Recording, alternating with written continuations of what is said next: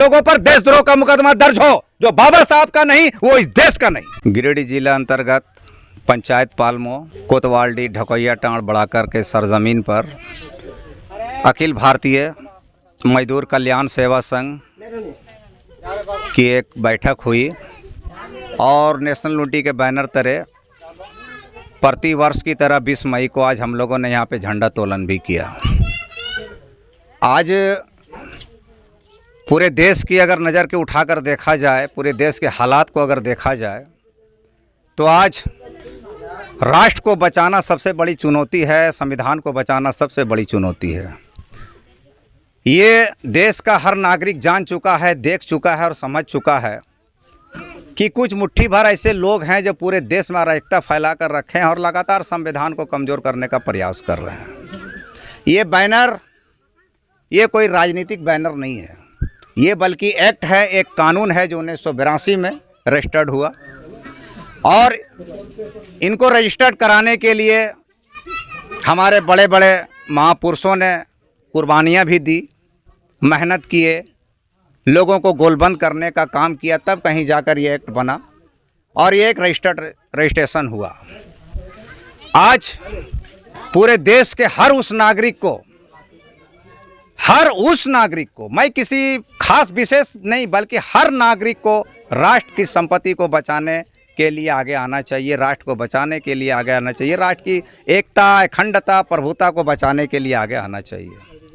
जिस तरह से आज सत्ता में बैठे लोग संविधान को लगातार हमला कर रहे हैं, संविधान का हमला करने का मतलब क्या है? आगे संविधान में संशोधन करने का मकसद क्या है?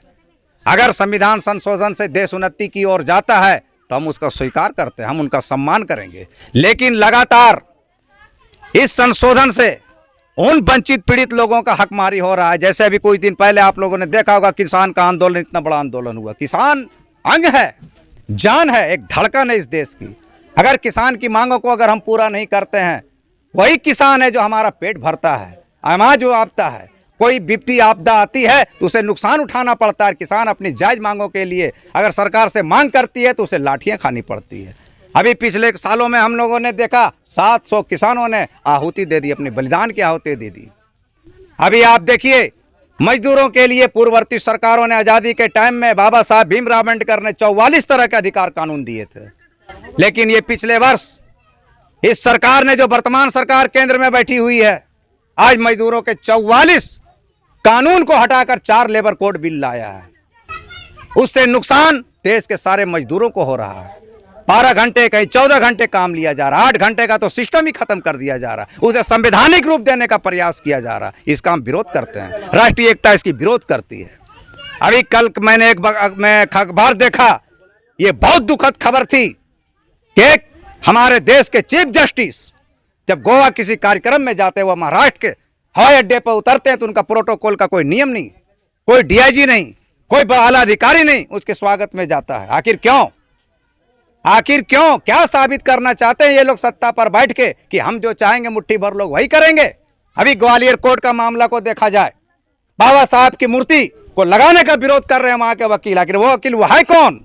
किस विचारधारा के हैं वो लोग जो बाबा साहब से नफरत करते हैं? मैं चाहता हूं ऐसे लोगों पर देशद्रोह का मुकदमा दर्ज हो, जो बाबा साहब का नहीं वो इस देश का नहीं। हर ऐसे लोगों को मुकदमा दर्ज करके जेल में डाला जाए।